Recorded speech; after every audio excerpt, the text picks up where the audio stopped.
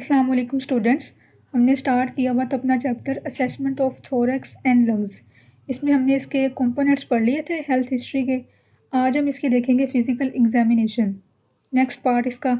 तो ये स्टार्ट करते हैं हम फ़िज़िकल एग्जामिनेशन। ये हमने इसका ये गाइडलाइंस पढ़ ली थी प्रिपरेशन के, कैसे करते हैं प्रिपेयर क्लाइंट को बिफोर एग्जामिनेशन। उसके बाद इक्विपमेंट्स भी हमने देख लिए थे। आज हम देखते हैं इसकी टेक्निक्स फॉर, जिसमें हम देखेंगे इंस्पेक्शन, पाल्पेशन, परकशन, आस्कल्टेशन। तो स्टार्ट करते हैं। सबसे पहले हमने जनरल उसको एग्जामिन करना है, जनरली असेस करना है। तो स्टार्ट करेंगे इंस्पेक्शन से। इसमें हमने क्या इंस्पेक्ट करना है? इंस्पेक्शन में आपको बताया था कि इसमें हम जस्ट ऑब्जर्व करते हैं, ठीक है। अपनी सेंसेस को यूज़ करके पेशेंट को ऑब्जर्व करते हैं। तो सबसे पहले हम क्या करेंगे? Inspect for nasal flaring and pursued lip breathing. इसमें हम पर्सन की जो नेज़ल फ्लेयरिंग है उसको इंस्पेक्ट करेंगे, ऑब्जर्व करेंगे और परस्यूड लिप ब्रीदिंग को देखेंगे। अब नेज़ल फ्लेयरिंग क्या होता है? इसमें जो नोस्ट्रिल्स होते हैं ना, जो नेज़ल ओपनिंग होती है वो वाइड हो जाती हैं, ठीक है। उसके बाद जो पर्स्ड लिप ब्रीदिंग है, अब ये क्या होती है? इसमें जो पर्सन है ना वो अपनी अपनी जो नोज़ है उसके थ्रू इनहेल करेगा, ठीक है, और जो उसका माउथ है उसके थ्रू वो एक्सहेल करेगा, ठीक है।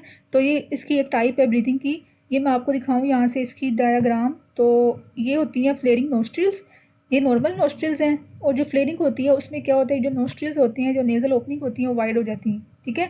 उसके बाद जो ब्रीदिंग थी इसकी पर्स्यूड लिप ब्रीदिंग, इसमें क्या होता है कि जो पर्सन है वो इनहेल करता है बाय द नोज़, उसके बाद वो उसको होल्ड करेगा, ठीक है।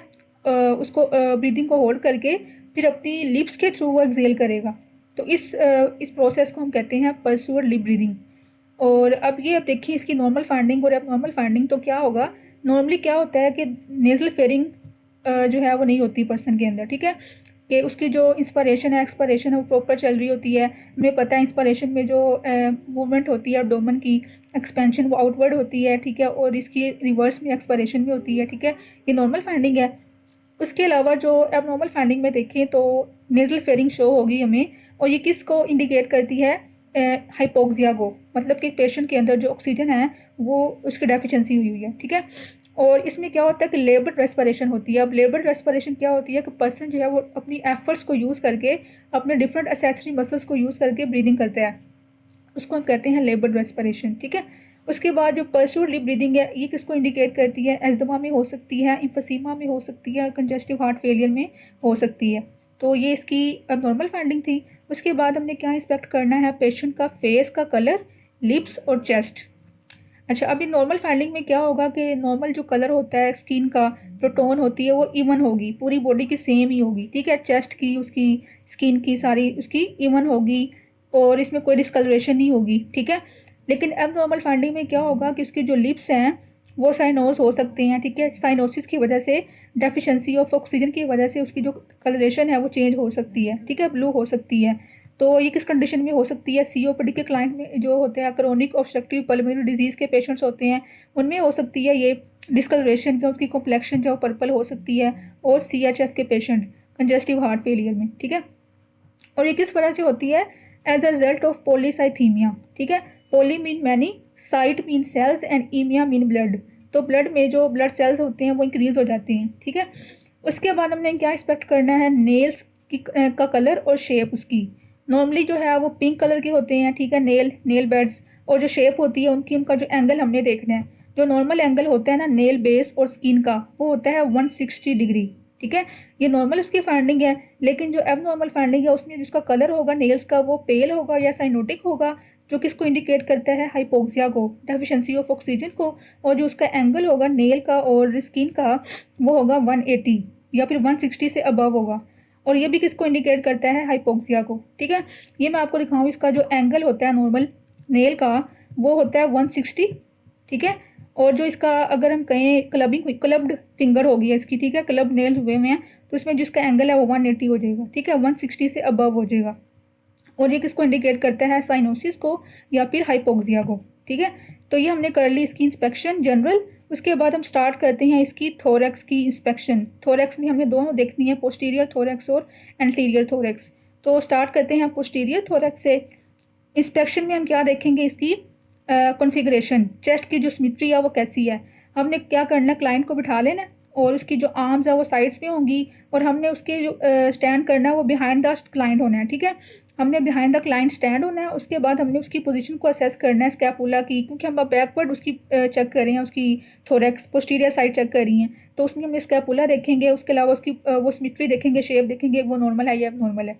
नॉर्मली क्या होगा कि जो स्कैपुला होते हैं, स्कैपुला बोन हमने देखी थी लास्ट लेक्चर में एनाटॉमी में, ये हमारे पास क्या है, स्कैपुला बोन है, और ये सॉरी वर्टिब्रा है, ये वर्टिब्रा है, ये स्कैपुला है, और ये जो ऊपर है ना ये वाले, ये स्पाइनस प्रोसेस होते हैं, ठीक है। तो इन सबको हमने असेस करना है। अब इसमें नॉर्मल फाइंडिंग्स में क्या होता है, जो स्पाइनस प्रोसेस होते हैं वो स्ट्रेट होते हैं, और थोरैक्स जो है वो सिमेट्रिक होती है, और जो रिब्स होते हैं वो क्या होते हैं, डाउनवर्ड मूव कर रहे होते हैं, स्लोपिंग डाउनवर्ड, जैसे कि आप ये देखें ये नीचे की तरफ आ रहे हैं, ठीक है। ये जो रिब्स हैं वो डाउनवर्ड मूव कर रही होती हैं, जो स्पाइनस प्रोसेस है वो स्ट्रेट होता है, सिमेट्रिकल होते हैं, और जो स्कैपुला है उसकी भी सिमेट्री होती है, ठीक है। लेकिन अब नॉर्मल फाइंडिंग में क्या होगा, जो स्पाइनस प्रोसेस है ना वो डेविएट किया होगा, ठीक है, मतलब कि एक साइड पे हुआ होगा, लेटरल साइड पे, और ये किसको इंडिकेट करता है, स्कोलियोसिस को। ये भी हम पढ़ेंगे, मस्कुलोस्केलेटल का एक प्रॉब्लम है जिसमें जो स्पाइन है वो उसकी एबनॉर्मेलिटी होती है। उसके अलावा एक और बात यहाँ पे, जो डायमीटर होता है ना anterior posterior to transverse diameter, normally उसकी रेशो होती है 1:1:2, ठीक है। नॉर्मली 1:2 होती है, लेकिन जो अब नॉर्मल में देखेंगे जो रेशो है वो इंक्रीज़ कर जाएगी, ठीक है। जो रेशो है इसकी एंटीरियर पोस्टीरियर ट्रांसवर्स डायमीटर की वो इंक्रीज़ कर जाएगी, और ये किस में करती है, बैरल चेस्ट में। ये मैं आपको दिखाऊँ इसकी पिक्चर तो आपको समझ आ जाएगी कि इसमें क्या डिफरेंस है नॉर्मल चेस्ट में और बैरल चेस्ट में, ठीक है। इसमें मेन जो डिफरेंस है ना वो एंगल का ही है। जैसे अब ये वाला है ना हमारे पास नॉर्मल चेस्ट, नॉर्मल चेस्ट में क्या है कि यहाँ से लेकर हमने पढ़ा था, इसका जो स्टार्ट होता है thorax cavity, base of the neck से लेकर डायाफ्राम तक, ये इसका पूरा क्या है, ट्रांसवर्स डायमीटर है, ठीक है। इसको हम कहेंगे ट्रांसवर्स डायमीटर, और यहाँ से लेकर ये जो इसका डायमीटर है इसको हम कहते हैं एंटीरियर पोस्टीरियर, मतलब कि एंटीरियर साइड से लेकर पोस्टीरियर साइड तक जो इसका डायमीटर होगा उसको हम कहते हैं एंटीरियर पोस्टीरियर डायमीटर, ठीक है। नॉर्मली क्या होता है, इसकी रेशो 1:2 होती है, ठीक है, मतलब कि ये 1 होगा, ये वाला जो है एंटीरियर पोस्टीरियर ये कम है ना, और जो ट्रांसवर्स है वो 2 होगा, तो 1:2 इसकी नॉर्मल रेशो होती है। लेकिन जो अब नॉर्मल जो बैरल चेस्ट होती है जिसमें क्या होता है कि डायमीटर इंक्रीज़ कर जाता है, ठीक है, मतलब कि जो एंटीरियर पोस्टीरियर था वो भी ज़्यादा है, और जो ट्रांसवर्स है वो भी ज़्यादा हो गया, तो ये होता है बैरल चेस्ट के अंदर। ये आपने एमसीक्यू याद रखना है, ये इंपॉर्टेंट एमसीक्यू है, बैरल चेस्ट में क्या इसकी डायमीटर क्या रेशो होती है इसके डायमीटर की। तो इसकी वजह क्या हो सकती है बैरल चेस्ट की, ये इम्फसीमा में हो सकती है, ठीक है, जिसमें जो लंग्स हैं वो हाइपर इन्फ्लेट करते हैं, हाइपर इन्फ्लेशन होती है लंग्स की। और इसके अलावा इसकी अब नॉर्मल फाइंडिंग में क्या होगा कि जो मसल्स हैं इसके एसेसरी मसल्स, जैसे कि ट्रेपीजियस मसल्स होते हैं, शोल्डर मसल्स होते हैं, ये सारे वो यूज़ कर रहा होता है ब्रीदिंग के अंदर। नॉर्मली क्या होता है कि जब बस हम जो रेस्पिरेटरी मसल्स हैं, डायफ्राम है, वो यूज़ कर रहे होते हैं, इंटरकोस्टल मसल्स वगैरह ब्रीदिंग के अंदर। लेकिन अब नॉर्मल फाइंडिंग में क्या होगा कि वो अपने एसेसरी मसल्स को भी यूज़ करेगा। एसेसरी मसल्स कौन से होते हैं, शोल्डर के मसल्स, ट्रेपीजियस मसल्स, वो इनको भी यूज़ करेगा इंस्पायरेशन के दौरान, ठीक है। ये इसकी होगी अब नॉर्मल फाइंडिंग। उसके बाद हम देखेंगे उसकी वही बात मैंने आपको बता दी, observe use of accessory muscles, ये हमने उसकी देखने हैं, नोट करने हैं जब वो ब्रीदिंग कर रहा होगा। तो नॉर्मली क्या होता है, वो एसेसरी मसल्स को यूज़ नहीं करता, shoulder muscles, trapezius muscles. Normally हमारे जो डायफ्राम है वो मेजर मसल होता है, हमारी ब्रीदिंग के अंदर इन्वॉल्व होता है। लेकिन अब नॉर्मल फाइंडिंग में क्या होगा कि वो एसेसरी मसल्स को यूज़ कर रहा होगा। और यहाँ पे इसकी जो आपने याद रखना है एमसीक्यू, वो होता है ट्राइपोड पोजीशन। अब ट्राइपोड पोजीशन जो है वह अब नॉर्मल फाइंडिंग है। इसमें क्या होता है, जो पेशेंट है वो ये इसकी डायग्राम है, पेशेंट जो है वो लीन फॉरवर्ड होगा, आगे की तरफ झुका होगा, ठीक है। उसके अलावा जो उसके आर्म्स होंगे ना वो उसकी नीज़ के ऊपर सपोर्ट के लिए उसने रखे होंगे, ये उसके नीज़ के ऊपर उसके आर्म्स हैं, वो लीन फॉरवर्ड है, और जो चेस्ट है उसकी लिफ्ट हुई होगी, ठीक है, ताकि उसकी जो ब्रीदिंग कैपेसिटी है वो इंक्रीज़ हो जाए। तो ये 3 टर्म्स आपने याद रखनी है इसके अंदर ट्राइपोड पोजीशन के अंदर। और ये मोस्ट कॉमन किस में शो होती है पोजीशन, सीओपीडी के पेशेंट में, क्रोनिक ऑब्स्ट्रक्टिव पल्मोनरी डिजीज़ के पेशेंट में ट्राइपोड पोजीशन जो है वो मोस्ट कॉमन है। उसके बाद अब देखेंगे क्लाइंट की पोजीशनिंग। नॉर्मली जो मतलब क्या होता है, सिटिंग पोजीशन होती है, उसका पोस्चर नॉर्मल होता है क्लाइंट का, ठीक है, कंफर्टेबल वो ब्रीदिंग कर रहा होता है कंफर्टेबली। लेकिन ये हमने इसकी चेक कर लेनी, नॉर्मली सारा कुछ यही होगा, ठीक है, रिलैक्स होगा, उसकी ब्रीदिंग इजीली होगी। और लेकिन अब नॉर्मल फाइंडिंग में क्या होगा कि जो उसके कनेक्टिव टिश्यूज़ है ना वो इन्फ्लेम हुए होंगे, ठीक है। अब वो इन्फ्लेम हुए होंगे तो वहाँ पे पेन भी होगी, टेंडरनेस फील होगी, जब हम उसको मतलब कि देखेंगे दूर से इंस्पेक्ट करेंगे तो हमें स्वेलिंग फील होगी, ठीक है। उसके अलावा उसकी जो इंटरकोस्टल स्पेसिस है ना उसको वहाँ पे भी पेन होगी। इंटरकोस्टल स्पेसिस क्या है कि जो हमारी रिब्स के दरमियान में स्पेसिस है ना उसको हम कहते हैं इंटरकोस्टल स्पेसिस, ठीक है। और इसके अलावा वहाँ पे भी पेन होगी, रिब्स में पेन होगी, तो ये सारी किसको इंडिकेट करती हैं? अगर रिब्स में पेन होगी तो उसका मतलब है कि उसकी जो फ्रैक्चर रिब्स का पेशेंट है वो, ठीक है। तो ये इसकी होगी नॉर्मल फाइंडिंग। यहाँ तक हमने देख लिया इसका इंस्पेक्शन की टेक्निक। उसके बाद हम देखते हैं पाल्पेशन। अब पाल्पेशन में हम क्या करते हैं कि पेशेंट को टच करके फील करके उसको असेस करते हैं। तो सबसे पहले हम देखेंगे उसकी टेंडरनेस और सेंसेशन।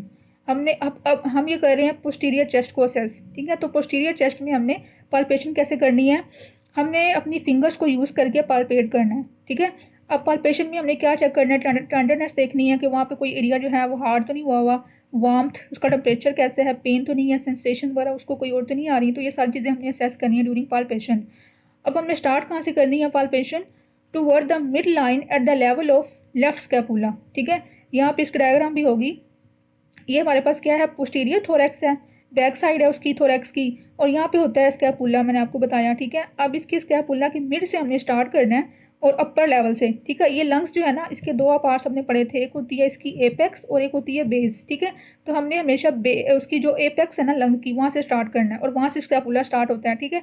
तो हमने यहाँ से स्टार्ट करना है और ऐसे हमने लेफ्ट से राइट की तरफ मूव करना है और नीचे की तरफ आते जाना है, ठीक है। डाउनवर्ड मूव करना है और लेटरल में हमने लेटरली भी असेस करना है उसको। तो ये इसकी सीक्वेंस आपने याद रखनी है इसकी, ठीक है। उसके अलावा हमने क्या करना है? बाईलेटरल दोनों साइड से हमें देखना है, राइट साइड से भी और लेफ्ट साइड से भी, ठीक है। स्टार्ट हमने कहाँ से करना है? लेफ्ट स्कैपुला से, और अपने हैंड को हमने मूव करना है राइट साइड पे, और दोनों जो है ना साइड से हमने कंपेयर करना है क्या क्या फाइंडिंग्स आ रही हैं, ठीक है। और आहिस्ता आहिस्ता हम डाउनवर्ड मूव करना है और लेटरल पोजिशन की को भी हमने असेस करना है, ठीक है। पहले हमने एपेक्स से स्टार्ट किया था और फिर लास्ट में हमने बेस पे आ जाना है और उसको भी असेस करना है। अब नॉर्मल फाइंडिंग में क्या होगा कि उसकी जो पोस्टीरियर थोरैक्स है वहाँ पे जब पाल्पेट करेंगे कोई टेंडरनेस नहीं होगी, कोई पेन नहीं उसको होगी, टेम्परेचर उसका नॉर्मल होगा बाईलेटरल दोनों साइड पे, राइट साइड पे भी और लेफ्ट साइड पे भी। लेकिन जो अब नॉर्मल फाइंडिंग में देखेंगे तो क्या होगा, जो उसके मसल्स है ना, रेस्पिरेटरी मसल्स है, वहाँ पे हमें टेंडरनेस फील होगी, सोरनेस होगी, ठीक है। और इसके अलावा इंक्रीज वार्मथ, टेम्परेचर जो है वो इंक्रीज हुआ होगा, और ये किसको इंडिकेट करता है? कोई लोकल इन्फेक्शन हुआ हुआ है, ठीक है, लंग्स में। उसके बाद हम देखेंगे पाल्पेट फॉर क्रीपिटस, ठीक है। अच्छा, अब क्रीपिटस में क्या है? क्रीपिटस क्या होती है? ये एक साउंड होती है, क्रैकलिंग सेंसेशन होती है। इसका दूसरा नाम क्या है? सबक्यूटेनियस इम्फेसीमा। और ये किस तरह हमें फील होती है? जैसे कोई बोन्स या हेयर्स जो है वो हम रब करें एक दूसरे के साथ, ठीक है। और ये कब होती है? जब जो लंग्स में एयर होती है ना वो लीक कर जाती है और वो सबक्यूटेनियस टिश्यूज में चली जाती है, ठीक है। वहाँ पे फ्लूइड वगैरह अकुमुलेट होता है या फिर ऑक्सीडेट वगैरह हो सकता है, ठीक है। तो ये इसकी एक फाइंडिंग होती है। नॉर्मल फाइंडिंग में क्या होगा कि हमें कोई क्रीपिटस फील नहीं होगी, ठीक है, कोई साउंड हमें फील नहीं होगी, कोई सेंसेशन नहीं आएगी। लेकिन अब नॉर्मल फाइंडिंग में क्या होता है कि जो एयर है ना लंग्स के अंदर जो होती है वो ट्रैवल करके कहाँ चली जाएगी? इनटू द सबक्यूटेनियस टिश्यूज, ठीक है। अब ट्रैवल करके कैसे जा सकती है? किस कंडीशन में? या तो उसको कोई थोरेसिक इंजरी हुई है, ठीक है, ओपन थोरेसिक इंजरी है जिसमें उसकी जो लंग्स में एयर है वो लीक कर गई है, ठीक है, वो टिश्यूज में आ गई है। या फिर चेस्ट ट्यूब जो है उसको डली हुई है, चेस्ट ट्यूब जहाँ से डली हुई है वो ओपनिंग जो है होती है जहाँ से टेस्ट ट्यूब डालते हैं वहाँ से एयर लीक हो गई है, ठीक है। और या फिर ट्रैक्योस्टमी हुई हुई है जिसमें हम ओपनिंग करते हैं ट्रैकिया के अंदर, ठीक है, फॉर ब्रीदिंग। तो इस कंडीशन में क्रीपिटस जो है वो हमें पाल्पेट हो सकती है, ये हम असेस कर लेंगे। उसके बाद हमने पाल्पेट करना है सरफेस करेक्टरिस्टिक्स को, मतलब हमने अपनी फिंगर्स को यूज़ करके वहाँ पे देखना है कि सरफेस के ऊपर कोई लेयर्स या कोई मैसेज तो नहीं है, ठीक है। उसके बाद नॉर्मल फाइंडिंग में क्या होगा कि कोई मैसेज कोई लेयर्स नहीं होंगे स्किन के ऊपर या टिश्यूज़ के ऊपर। और अब नॉर्मल फाइंडिंग में क्या होगा कि हमें पाल्पेबल मैसेज जो है वो फील होंगे, ठीक है, लेयर्स फील होंगे। उसके बाद हमने क्या करना है? Palpate for fremitus. अब फ्रीमेटस जो है ये आपके कंटेंट में भी क्वेश्चन है, टेक्टाइल फ्रीमेटस क्या होता है? ये हम पाल्पेशन के दौरान जो है वो असेस करते हैं इसको। अब फ्रीमेटस का मतलब होता है वाइब्रेशंस, ठीक है। अब ये एक पूरा प्रोसेस है, इसमें हमने स्टेप बाय स्टेप उसको असेस करना है वाइब्रेशंस को। ये आपकी जो बुक है ना इनक्रेडिबल की, यहाँ पे ज़्यादा अच्छा दिया हुआ है स्टेप बाय स्टेप। सबसे पहले हमने क्या कहना है पेशेंट को कि वो अपने आर्म्स को फोल्ड कर ले, ठीक है, across his chest. Ask the patient to fold his arms across his chest, ठीक है। इस तरह हमने बैकवर्ड उसको असेस करना है ना बैक साइड से, तो हमने उसकी जो आर्म्स है उसको फोल्ड करवा देना है। जब वो फोल्ड करेगा तो उसके जो स्कैपुला होंगे ना वो शिफ्ट हो जाएंगे आउटवर्ड, मतलब कि जो स्कैपुला उसके आउटवर्ड मतलब कि हमें शिफ्ट हो जाएंगे और यहाँ से हम इजीली असेस कर पाएंगे, ठीक है, उसकी चेस्ट को, उसके लंग्स को। उसके बाद जब उसके स्कैपुला शिफ्ट हो जाएंगे आउट ऑफ द वे तो हमने अपनी पाम्स को, ओपन पाम्स को उसकी बैक पे रखना है, ठीक है, उसकी बैक पे हमने प्लेस करना है। और हमने ये ध्यान रखना है कि हमारी जो फिंगर्स है ना वो टच ना करें उसकी बैक को, ठीक है, without touching his back with your fingers. उसके बाद हमने क्या कहना है पेशेंट को कि वो फ्रेज़, ये वाला फ्रेज़ कहे 99, इसको वो रिपीट करे, ठीक है, 99 99 लाउड इनफ, लाउड फॉर्म में इसको रिपीट करे।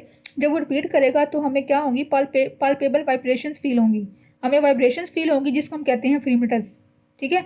इसी तरह हमने ये पूरा उसको असेस करना। अब इसकी नॉर्मल फाइंडिंग देखें तो क्या होगा, वाइब्रेशंस फील होती हैं जैसे ही वो बोलेगा 99 99, ठीक है, और ये सिमेट्रिक वे में फील होंगी दोनों साइड्स पे, बायलेटरल पोजीशंस पे वो सिमेट्रिकली एक जैसी फील होंगी वाइब्रेशंस, ठीक है। नॉर्मल फाइंडिंग में ये होता है। और अब नॉर्मल में क्या होगा, या तो इंक्रीज फील होंगी, ठीक है, जिसको हम कहते हैं इंक्रीज फ्रीमिटस, और या फिर डिक्रीज होंगी, मतलब कि अनइक्वल जो है ना फ्रीमिटस होगी। अब इंक्रीज किस कंडीशन में हो सकती हैं वाइब्रेशंस या फ्रीमिटस, या तो कोई कंसोलिडेशन हुई हुई है उसकी लंग्स के अंदर। अब ये क्या होता है कि जब लंग्स के अंदर फ्लूइड या कोई पस वगैरह डल जाती है ना, तो उसको हम कहते हैं कंसोलिडेशन ऑफ लंग्स, ठीक है।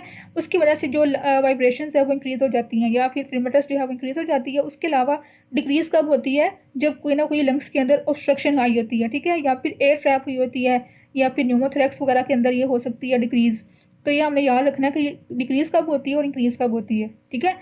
उसके बाद हमने क्या करना है, उसकी चेस्ट एक्सपेंशन को असेस करना है, ठीक है, कि उसकी चेस्ट जो है वो कैसे एक्सपेंड कर रही है, सिमेट्रिकली या अनसिमेट्रिकली। तो इसका भी एक प्रोसेस है। हमने क्या करना है, अपने हैंड को उसकी पोस्टीरियर चेस्ट वॉल पे प्लेस करना है अपने थम्स के साथ, जैसे ये वाली डायग्राम इसकी है। क्या करना है, हमने उसकी जो पोस्टीरियर थोरैक्स है उसमें हमने अपनी थम्स को प्लेस करना है, ठीक है। और हमने क्या करना है, थोड़ा सा स्किन फोल्ड, मतलब यहाँ से हमने थोड़ा सा स्किन फोल्ड रखना है, यहाँ से हमने स्पेस रखनी है, ठीक है, ताकि हम असेस कर पाएँ कि हमारे जो हैंड जब वो इंस्पायर करेगा या फिर एक्सपायर करेगा तो हमारे हैंड्स की मूवमेंट को हमने असेस करना है, ठीक है। जैसे ही हमने ये पूरा अपना जो हाथ है वो रख लिया प्रॉपर तरीके से, फिर हमने क्लाइंट को कहना है कि वो डीप ब्रेथ ले, ठीक है। आज तक client to take a deep breath, और हमने क्या करना है तब अपनी हैंड्स की या अपने थम्स की मूवमेंट को ऑब्जर्व करना है। अब नॉर्मली क्या होता है कि जो उसके जब वो डीप ब्रेथ लेगा ना, तो हमारे जो जो एग्जामिनर होगा उसके थंब है ना वो 5 to 10 सेंटीमीटर अवे मूव करेंगे, ठीक है। ये इसकी तरह इधर मूव करेगा और ये जो है वो इधर मूव करेगा, ठीक है, और ये इक्वली मूव करेंगे 5 to 10 सेंटीमीटर अपार्ट सिमेट्रिकली, ठीक है। ये नॉर्मल फाइंडिंग है। और अब नॉर्मल फाइंडिंग में क्या होगा कि उसकी जो चेस्ट एक्सपेंशन है ना, या जो हमारी थम्स की मूवमेंट है वो अनइक्वल होगी, ठीक है। अनइक्वल किस कंडीशन में हो सकती है, या तो उसको एटिलेक्टेसिस है। अब ये क्या होता है, इसमें लंग्स जो हैं वो कोलैप्स कर जाती हैं, ठीक है, या फिर निमोनिया में हो सकती है, चेस्ट ट्रॉमा में हो सकती है, और या फिर न्यूमोथोरैक्स में हो सकती है, ठीक है। तो ये इसकी हमने इसको असेस करना है, ऑब्जर्व करना है अपनी थंब की मूवमेंट को। नॉर्मली अपने ये रीडिंग याद रखनी है कि 5 to 10 सेंटीमीटर जो है वो अवे मूव करते हैं थम्स। और इसके अलावा हमने क्या करना है, अब यहाँ तक हमारी होगी पाल्पेशन, ठीक है। ये मैंने आपको बताया सीक्वेंस उसकी पाल्पेशन की, हमने स्कैपुला से स्टार्ट करके नीचे उसकी लंग्स की बेस की तरफ आना है, लेटरल भी और डाउनवर्ड भी। उसके बाद हम देखते हैं इसकी परकशन की टेक्निक, ठीक है। परकशन में हम क्या करते हैं कि अपनी हैंड्स को परकस करके या डिफरेंट उसके ऑर्गन्स को परकस करके हमने डिफरेंट साउंड्स को सुनना होता है, टोन्स को असेस करना होता है, ठीक है। और फिर उस टोन्स को हमने देखने के बाद हम देखते हैं कि इसकी जो नॉर्मल फाइंडिंग है या अब नॉर्मल फाइंडिंग कौन सी टोन आ रही है उसकी, ठीक है, लंग्स के अंदर से। अच्छा, अब हमने क्या करना है, इसका भी एक प्रोसेस हमने फॉलो करना है। Start at the apices of the scapula, वही बात कि हमने स्कैपुला से स्टार्ट करना है, ठीक है। स्कैपुला से स्टार्ट करने के बाद हमने across the top of the shoulder, ये शोल्डर का टॉप है ना, तो यहाँ से हमने परकशन स्टार्ट कर देनी है। और आहिस्ता आहिस्ता हमने क्या करना है, डाउनवर्ड मूव करना है। डाउनवर्ड मूव करते हुए लेटरल साइड पे, दोनों साइड पे उसकी जो लंग्स है ना, वहाँ पे हमने उसकी परकशन करनी है लंग्स की। और आहिस्ता आहिस्ता हमने बेस की तरफ मूव करना है, ठीक है, लंग्स की बेस की तरफ हमने मूव करना है परकशन करते हुए। अब नॉर्मल फाइंडिंग में क्या होगा कि जो हमने पढ़ा था लास्ट लेक्चर में, कि जो टेबल था एक, उसके अंदर टोन्स कौन कौन सी होती हैं, परकशन टोन्स, उसमें जो रेजोनेंस होती है वो लंग्स के ऊपर नॉर्मल शो होती है, ठीक है। लंग टिश्यू में नॉर्मल कौन सी टोन आती है, साउंड कौन सी आती है, परकशन साउंड, रेजोनेंस, ठीक है। और जो बोन्स होती हैं जैसे कि स्कैपुला है, वहाँ पे साउंड आएगी फ्लैटनेस की साउंड। तो नॉर्मल हमारे पास ये वाली फाइंडिंग आएगी। और अब नॉर्मल में क्या होगा कि लंग्स के ऊपर हमें साउंड आएगी हाइपर रेजोनेंस की, ठीक है। और ये किसको इंडिकेट करती है कि जो एयर है वो ट्रैप हुई हुई है, ठीक है। अब एयर ट्रैप किसके अंदर हो सकती है, एम्फीसीमा में हो सकती है, न्यूमोथोरैक्स में हो सकती है। तो ये आपने याद रखनी है, इसकी एब नॉर्मल फाइंडिंग हाइपर रेजोनेंस, ये इसकी एब नॉर्मल फाइंडिंग है। और नॉर्मल में क्या होता है, जो लंग्स के ऊपर साउंड आती है वो होती है रेजोनेंस की। ये आपने एमसीक्यूज याद रखने हैं। जैसे कि अब ये बोन है, बोन कौन सी है, स्कैपुला, तो बोन के ऊपर साउंड कौन सी आती है, फ्लैटनेस की साउंड आती है। और जो लंग्स होते हैं वहाँ से आती है रेजोनेंस की साउंड, ठीक है। उसके अलावा जो हमारे लीवर है, लीवर से कौन सी आती है, डलनेस की साउंड आती है, ठीक है। और स्टमक में हमारे पास आती है टिम्पैनी की साउंड, ये आपने याद भी की होंगी। तो ये आपने जस्ट यहाँ पर डिफरेंस याद रखना है रेजोनेंस में और हाइपर रेजोनेंस में, ठीक है। उसके बाद हमने परकशन करनी है उसकी फॉर डायफ्रैग्मेटिक एक्सर्जन। अब ये क्या होता है, ये भी एक प्रोसेस है। इसमें हमने क्या करना है, पेशेंट की जो उसको पहले हमने एक्सहेल करवाना है, उसके बाद उसको इनहेल करवाना है, और हमने उसकी चेक करनी है कि कौन सी साउंड आ रही है डायफ्राम से, ठीक है। सबसे पहले हमने कहना है उसको कि वो एक्सहेल करे, ठीक है, फोर्सफुली एक्सहेल करे और अपने ब्रेथ को होल्ड कर ले, ठीक है। और हमने स्टार्ट कहाँ से करनी है इसकी, ये वाली percussion at the scapular line. अब ये हमारे पास क्या था, स्कैपुला, ठीक है। तो ये स्कैपुलर लाइन ये वाली होगी ना, ठीक है। तो यहाँ से हमने स्टार्ट करनी है, और कौन से लेवल से करनी है, T7 थोरेसिक 7 वर्टिब्रा से हमने स्टार्ट करनी है परकशन, और राइट साइड से करनी है, ठीक है। राइट पोस्टीरियर चेस्ट वॉल से हमने स्टार्ट करनी है, और हमने परकशन करनी है यहाँ से।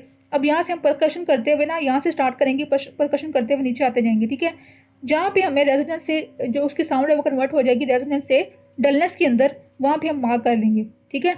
हमने क्या करना है कि यहाँ से स्टार्ट करनी है परकशन, ठीक है, स्कैपुला से, और हमने परकस करते हुए नीचे आना है, ठीक है।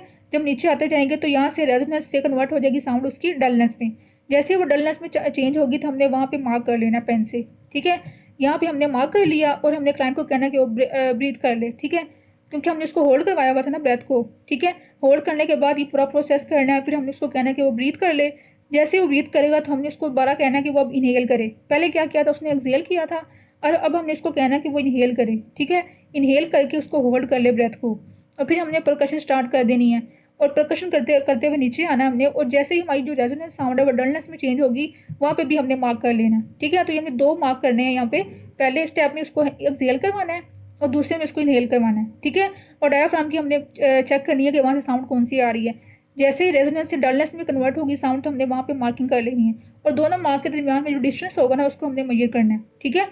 दोनों मार्क्स के दरमियान में जो डिस्टेंस होगा उसको मेजर करने के बाद हम देखेंगे नॉर्मल कितना होता है और एबनॉर्मल कितना होता है, ठीक है। अब नॉर्मल क्या होगा कि जो डिस्टेंस होता है ना वो होता है 3 to 5 सेंटीमीटर। अच्छा, अब अभी हमने कर ली ये वाली साइड से, ठीक है, लेफ्ट साइड से हमने कर ली, ठीक है, सॉरी राइट साइड से। उसके बाद हमने सेम ऐसे करना है लेफ्ट साइड से भी, तो हमें दोनों बाईलेटरल साइड से भी हमने उसको असेस करना है, उसके ये डिस्टेंस को मेजर करना है। तो नॉर्मल डिस्टेंस कितना होगा, 3 to 5 सेंटीमीटर, ठीक है। और ये जो ओबीस पेशेंट्स होते हैं ना उसके अंदर ही थोड़ा सा ज़्यादा भी हो सकता है। तो इसके अलावा जो एबनॉर्मल फाइंडिंग्स में क्या होगा कि जो उसकी ये जो डिस्टेंस है ना वो वेरी करेगा, ठीक है। जो डिस्टेंस है वो उसकी अल्टर कर सकता है। अब ये किस कंडीशन में हो सकता है, अनइवन कब हो सकती है, may be seen with the inflammation, ठीक है, कि उसके लंग्स में कोई ना कोई इन्फ्लेमेशन है, कोई इन्फेक्शन हुआ हुआ है, तो उस कंडीशन में उसका जो डिस्टेंस है वो वेरी कर सकता है, ठीक है। अच्छा, अब यहाँ पे क्या है, डायफ्रैग्मेटिक डिसेंट क्या होता है। डायफ्रैग्मेटिक जब हम इंस्पायर करते हैं तो हमें पता है जो डायफ्राम हमारा नीचे की तरफ मूव करता है, ठीक है, डाउनवर्ड मूव करता है, उसको हम कहते हैं डायफ्रैग्मेटिक डिसेंट, ठीक है। अब ये कब लिमिट हो सकता है, कब ये अल्टर हो सकता है, डायाफ्राम की मूवमेंट कब कम हो सकती है, जब उसको एटिलेक्टेसिस हुई होगी, ठीक है, मतलब कि उसके जो लंग्स हैं वो कोलैप्स कर किए होंगे। उस कंडीशन में डायाफ्राम जो है उसकी प्रॉपर मूवमेंट नहीं होगी, प्रॉपर वो डाउनवर्ड मूव नहीं करेगा ड्यूरिंग इंस्पायरेशन। तो ये भी आपने याद रखना है।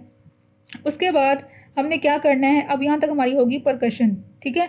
ये इसका इंपॉर्टेंट ऐसे क्यों आता है कि write down the steps of diaphragmatic excursion with normal findings and abnormal findings.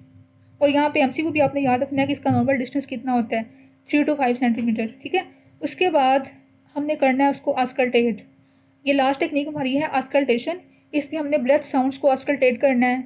अब हमने क्या करना है, इसमें कोशिश ये करनी है कि जो जिस एरिया से हमने आस्कल्टेट करना है ना, ब्रेथ साउंड्स को असेस करना है, वहाँ से हमने क्लोथिंग को रिमूव कर देना है, ठीक है, ताकि जो क्लोथिंग है वो उसकी हमारी जो साउंड्स हमने असेस करनी है उसको अल्टर ना कर दें। तो हमने कोशिश ये करनी है कि वहाँ से क्लोथिंग को या ड्रैप को रिमूव कर देना है, ठीक है। उसके बाद हमने स्टेथोस्कोप को यूज़ करके, अच्छा स्टेथोस्कोप के आपने पढ़े होंगे 2 पार्ट्स होते हैं, ठीक है। ये स्टेथोस्कोप के ये ट्यूबिंग होती है, यहाँ से एयर उसकी वो होती हैं एयर प्लग्स होते हैं जहाँ से सुनते हैं, एयर पीस होते हैं, ठीक है। और ये इसके 2 पार्ट्स होते हैं, यहाँ पे एक होती है बेल और एक होता है डायाफ्राम, ठीक है।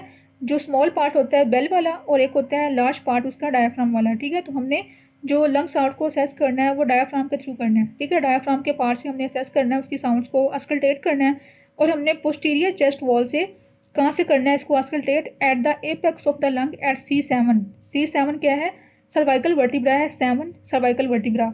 यहाँ से हमने उसकी अस्कल्टेशन स्टार्ट करनी है, और इसमें हमने क्या करना है कि वो डीपली ब्रेथ करे, ठीक है। उसके अलावा हमने पूरी सीक्वेंस के साथ उसकी, जैसे हमने परकशन अस्कल्टेशन भी सीक्वेंस के साथ किया था ना, इसी तरह हमने अस्कल्टेट भी सीक्वेंस में करना है। यहाँ से हमने स्टार्ट करना है एपेक्स से, ठीक है, और ऐसे हमने लेफ्ट से राइट की तरफ मूव करते जाना है, ठीक है, और नीचे आना है, एपेक्स से बेस की तरफ आना है और डाउनवर्ड मूव करना है, ठीक है। तो ये इसकी एक सीक्वेंस हो जाएगी, ये आपने यहाँ से भी पढ़ सकते हैं। एपेक्स से हमने स्टार्ट करना है और आहिस्ता आहिस्ता हमने बेस की तरफ मूव करना है, ठीक है। और हमने क्या करना है कि हमने पूरे रेस्पिरेटरी साइकिल के दौरान उसको लिसन करना है, मतलब पूरी इंस्पिरेशन के अंदर भी और एक्सपिरेशन के अंदर भी उसकी क्या साउंड आ रही है। अब नॉर्मल फाउंडिंग में क्या होता है कि उसकी जो ब्रेथ साउंड्स हम पढ़ेंगे आगे, 3 टाइप्स की होती है नॉर्मल साउंड्स, ब्रोंकियल साउंड, ब्रोंकोवेजिकुलर और वेजिकुलर, ठीक है। ये 3 साउंड्स हमारे पास कौन सी हैं, नॉर्मल ब्रेथ साउंड्स हैं। उसके बाद अब यहाँ पे एक और कंडीशन है, जो पेशेंट्स होते हैं ना ओबीज, ठीक है, या फिर जो हैवली मसल होते हैं क्लाइंट्स, उनके अंदर ये जो ब्रेथ साउंड्स है वो डिफिकल्ट टू हेयर होती हैं, ठीक है, तो ये भी नॉर्मल फाउंडिंग में आ सकता है। उसके बाद क्या है, एबनॉर्मल फाउंडिंग। इसमें जो ब्रेथ साउंड्स होंगी ना वो आल्टर की होंगी, या तो एब्सेंट होंगी या फिर डिमिनिश होंगी, डिक्रीज होंगी। अब ये कब हो सकती हैं कि जब उसकी जो एयर की प्रॉपर एक्सचेंज नहीं हो रही, ठीक है, प्रॉपर जो एयर है वो इन और आउट लंग्स के अंदर मूव नहीं कर रही, या किसी ऑब्स्ट्रक्शन की वजह से, या फिर कोई सिक्रीशंस अंदर अकोमुलेट हैं उसकी वजह से, या कोई भी फॉरेन पार्टिकल अंदर अंदर जो है वो चला गया है। तो इन कंडीशंस में क्या हो सकता है, ब्रेथ साउंड जो है वो डिमिनिश कर सकती हैं, आल्टर कर सकती हैं, ठीक है। अच्छा, इसके बाद हम देखते हैं आगे, ये हमारे पास इसकी आ गई नॉर्मल साउंड्स की लोकेशन। वेजिकुलर साउंड होती हैं एक, ठीक है, जो कि यहाँ से आएंगी, ये होती है लंग फील्ड, इसको हम कहते हैं पेरिफेरल लंग फील्ड्स, यहाँ से आती है वेजिकुलर साउंड। और ये जो हमारे पास है ना ब्रोंको वेजिकुलर साउंड, इस एरिया से हमें आएगी ब्रोंको वेजिकुलर साउंड। और ये जो इससे ऊपर वाला एरिया होगा ना, यहाँ पे आती है वेजिकुलर साउंड, ठीक है, ब्रोंकियल साउंड, यहाँ से आती है ब्रोंकियल, ये वेजिकुलर और ये ब्रोंको वेजिकुलर, ठीक है, ये आपने लोकेशन याद रखनी है। उसके बाद हमने क्या करना है, जो एडवेंटिशियस ब्रेथ साउंड्स है उसको अस्कल्टेट करने के लिए हमने उसकी लोकेशन को के बारे में केयरफुल रहना, ठीक है, प्रॉपर हमने उसको हर एरिया से असेस करना है। उसके बाद हमने क्या करना है, नॉर्मल फाउंडिंग में क्या होगा, कोई उसकी जो है ना एडवेंटिशियस ब्रेथ साउंड नहीं आएगी, कोई अब नॉर्मल साउंड नहीं आएगी, ना क्रैकल्स, ये हम पढ़ेंगे आगे, क्रैकल्स होती हैं, रोंकाए, ठीक है, वीजीज, ये सारी क्या है, अब नॉर्मल साउंड है। तो नॉर्मल में हमें ये साउंड जो है वो हेयर नहीं होंगी, ठीक है, सुनाई नहीं देंगी। उसके बाद जो अब नॉर्मल फाउंडिंग्स में क्या होगा, हमें ये एडवेंटिशियस लंग साउंड जो है वो सुनाई देंगी, ठीक है, उसमें क्रैकल्स हैं, वीजीज हैं, ये सारी हम पढ़ेंगे आगे, इसकी आगे टाइप्स, ये हमने कर ली। अच्छा, ये हमारे पास थी ब्रेथ साउंड। उसके बाद आगे हमने करना है आस्कल्टेट वॉइस साउंड को, ठीक है, ये आपने डिफरेंस याद रखना है, ब्रेथ साउंड्स और हैं और वॉइस साउंड्स और हैं, ठीक है। ब्रेथ साउंड में नॉर्मल थी और एबनॉर्मल थी, वो भी हमने नाम याद रखने हैं और आगे लोकेशन भी याद रखनी है। और जो वॉइस साउंड्स है ना, उसमें आगे 3 नाम है इसके, एक होती है ब्रोंकोफोनी, ईगोफोनी और विस्पर्ड पेक्टोरिलोकी, ठीक है। अब ये देखते हैं कि ये क्या क्या होती है। ब्रोंकोफोनी में क्या करना है, हमने पेशेंट को कहना है कि वो 99 जो फ्रेज है ना उसको रिपीट करें, ठीक है, 99 99 99, इस तरह वो बोलता रहेगा, ठीक है। जैसे वो बोलता रहेगा हमने उसकी चेस्ट वॉल को अस्कल्टेट करते रहना है साथ साथ, ठीक है। अब नॉर्मल फाउंडिंग में क्या होगा कि उसकी जो वॉइस होगी ना वो सॉफ्ट होगी, मफल्ड, मफल्ड का मतलब होता है क्वाइट, ठीक है, बहुत ही सॉफ्ट आहिस्ता आहिस्ता होगी, हम उसको डिस्टिंग्विश नहीं कर पाएंगे कि वो क्या कह रहा है, 99 कह रहा है कि नहीं कह रहा, बस उसकी हमें साउंड आ रही होगी, वॉइस ऑफ साउंड हमें आ रही होगी, लेकिन उसकी जो एक्चुअल फ्रेज है ना उसको हम डिस्टिंग्विश नहीं कर पाएंगे, ठीक है, वो क्या कह रहा है। ये इसकी नॉर्मल फाउंडिंग है। और अब नॉर्मल में क्या होगा कि उसकी जो वॉइस है ना वो हमें प्रॉपर जो है ना डिस्टिंग्विश हो रही होगी कि वो क्या कह रहे हैं, ठीक है। और ये किस वजह से हो सकती है, या तो उसके अंदर कोई ना कोई कंसोलिडेशन हुई हुई है लंग्स के अंदर, वही लंग्स के अंदर जो फ्लूइड है या पस है वो अकोमुलेट हुई हुई है, या फिर निमोनिया वगैरह उसको हुआ है, एंटीलेक्टेसिस हुई हुई है। तो इस कंडीशन में जो क्या है, उसकी जो साउंड्स हम सुनाई देगी ना हमें 99 की, वो जो फ्रेज होगी वो हमें प्रॉपर सुनाई देंगी, ठीक है, हमें इजीली अंडरस्टूड होंगे वर्ड्स लाउडर फॉर्म में, ठीक है। उसके बाद सेकंड हमारे पास क्या है, साउंड वॉइस साउंड ईगोफोनी। अब ईगोफोनी में क्या कहना है हमने क्लाइंट को कि वो लेटर रिपीट करे ई, ठीक है, ई रिपीट करे, ई इस तरह, ठीक है, और हमने उसकी चेस्ट वॉल को लिसन करना है, अस्कल्टेट करना है। अब नॉर्मल फाउंडिंग में क्या होगा कि उसकी जो वो जो साउंड बोल रहा होगा, लेटर बोल रहा होगा, उसकी साउंड हमें वही सॉफ्ट होगी, मफल होगी, क्वाइट होगी, ठीक है। और ई जो वर्ड है ना इसको हम डिस्टिंग्विश कर पाएंगे कि वो ई कह रहा है, ठीक है। लेकिन अब नॉर्मल फाउंडिंग में क्या होगा कि हमें जो उसकी साउंड ई वाली है ना वो ए सुनाई देगी कि वो ए कह रहे हैं, ठीक है। अब ये काम कब हो सकती है कि वही बात इसमें कंसोलिडेशन वगैरह हो सकती है लंग्स के अंदर, या कोई और एबनॉर्मैलिटी हो सकती है। तो ये आपने डिफरेंस याद रखना है, नॉर्मल फाउंडिंग में वो ई की आवाज़ आएगी और अब नॉर्मल में क्या आएगी, साउंड आएगी उसकी लेटर की ए आएगी, ठीक है, और लाउडर होगी, डिस्टिंग्विशेबल होगी। उसके बाद क्या है, थर्ड वॉइस साउंड विस्पर्ड पेक्टोरिलोकी, ठीक है। इसमें भी हमने क्या करना है, क्लाइंट को कहना है कि वो 1 2 3 ये फ्रेज बोले, ठीक है, 1 2 3, और हमने आजकल डेयर करना है चेस्ट वॉल को। नॉर्मली क्या होगा कि जो इसकी साउंड होगी, ट्रांसमिशन की साउंड वो फेंट होगी, वही सॉफ्ट होगी, मफल होगी, इनऑडिबल होगी, डिस्टिंग्विशेबल नहीं होगी, ठीक है। लेकिन इसमें क्या होगा एबनॉर्मल फाइंडिंग में कि जहाँ पे कंसोलिडेशन वगैरह हुई होगी लंग्स के अंदर, वहाँ पे इसकी जो साउंड है ना वो क्लियरली हमें सुनाई देगी, ठीक है, क्लियरली होगी, डिस्टिंग्विश्ड हम इसको कर पाएंगे, ठीक है।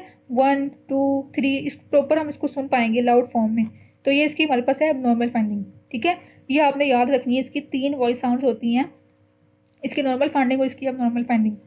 अच्छा, यहाँ तक हमने कर ली इसकी पोस्टीरियर थोरैक्स की असेसमेंट। इसमें हमने चारों टेक्निक्स को देखा, इंस्पेक्शन, पाल्पेशन, आस्कल्टेशन, परकशन।